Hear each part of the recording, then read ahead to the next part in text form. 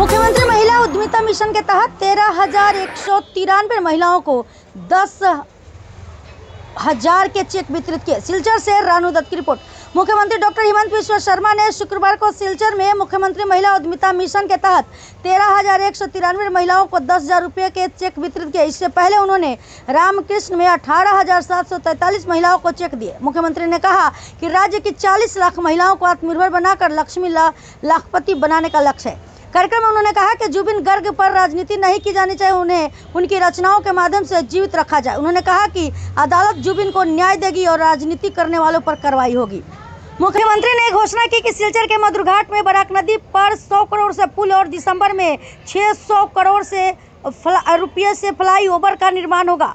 साथ ही Silchar medical college में रुपया 295 करोड़ की सुपर स्पेशलिटी इकाई स्थापित की जाएगी। ইতিহাসের এটি এমন এক বিশাল প্রকল্প যেখানে মহিলাদের উদ্যোগিতা সৃষ্টির মাধ্যমে লখপতি বাইদেও তৈরি করার সংকল্প নেওয়া হয়েছে।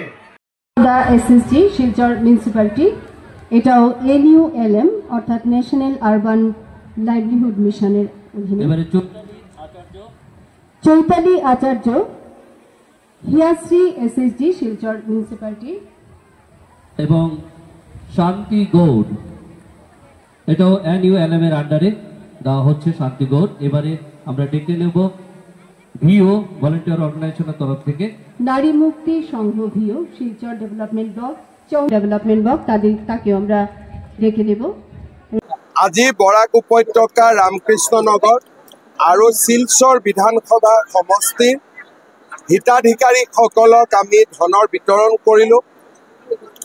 আবেলি 5টা বজাত শিলচৰ মেডিকেল কলেজত নতুন সুপাৰ স্পেচিয়েলিটি ব্লক এটাৰো আমি আধাৰশিলা স্থাপন কৰিম আৰু কেইবাটাও নতুন আঁচনি আজি মই উল্লেখ কৰিছোঁ।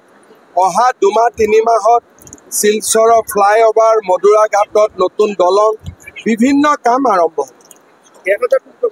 টোটেল আজি আমি যিখন ফ্লাইঅভাৰ হ'ব সেই ফ্লাইঅভাৰখনৰ কষ্ট অলমষ্ট 600 crores হ'ব।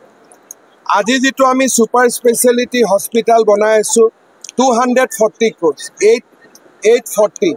মধুৰাঘাটৰ ব্ৰিজ 100 কোটি, সো 950 এৰকম।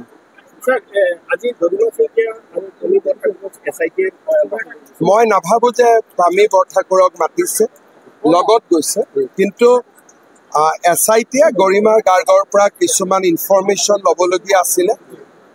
আমি কৈছিলোঁ ঘৰত ল'ম নেকি, তেখেতে কৈছে যে ঘৰত নালাগে, মই নিজে CIDত যাম, আৰু সেইকাৰণে তেওঁ CIDত আহিছে। কিন্তু আমি তেওঁক কৈছিলোঁ যে লাগিলে আমি আপোনাৰ ঘৰত যাম, কিন্তু তেওঁ নিজে CID অফিচত আহিবৰ কাৰণে সিদ্ধান্ত গ্ৰহণ কৰিছে। এইটোতো আজি IGPয়ে প্ৰেছ কনফাৰেন্স অলৰেডি গুৱাহাটীত দি দিছে ৰাতিপুৱা।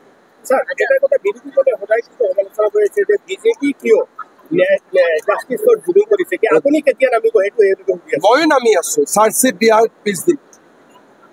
যিদিনাখন চাৰ্জশ্বিট দিম তাৰ পিছদিনা ন্যায়ৰ কাৰণে ময়ো নামিম ৰাস্তাত, কাৰণ ন্যায়টোতো ন্যায়ালয়ে দিব। মইতো মুখ্যমন্ত্ৰীয়ে, মইতো চিফ জাষ্টিচ নহয়।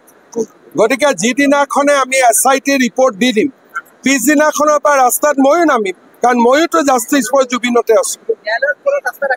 ন্যায়ালয়ৰ ওপৰত আস্থা ৰাখিব লাগে আৰু ন্যায়ালয়েও সোনকালে জাজমেণ্ট দিব লাগে, এইটোৱে কথা।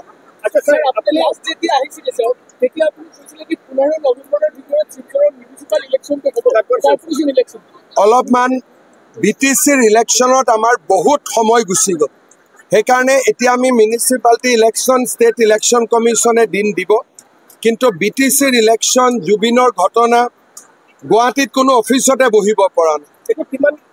এতিয়া কোনো আজিৰ দিনত গুৱাহাটীত গ'লে অফিচ কাছাৰীত কোনো কামেই নহয়, চব এটা খুব ডিফিকাল্ট পিৰিয়ডৰ মাজেদি আমি গৈ আছো।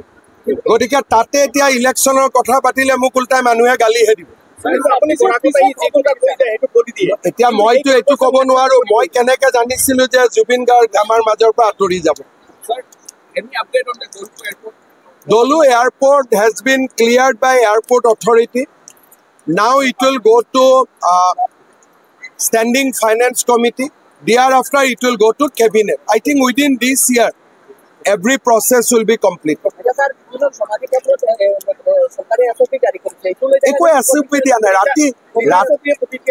ৰাতি 10টাৰ পিছত কোন যাব লাগে